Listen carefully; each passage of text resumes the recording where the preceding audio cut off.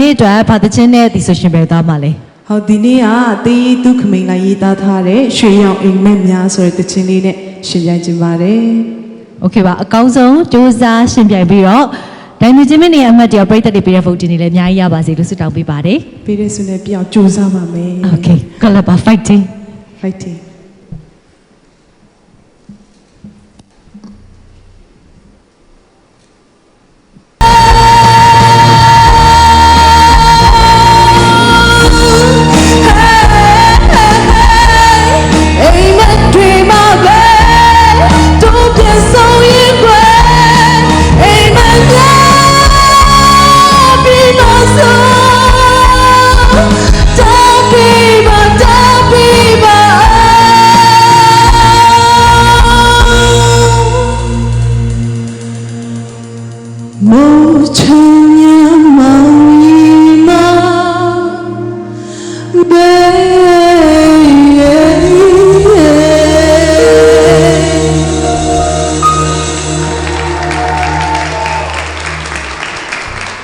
နမ်းမိဖြစ်ပါရဲ့ရှင်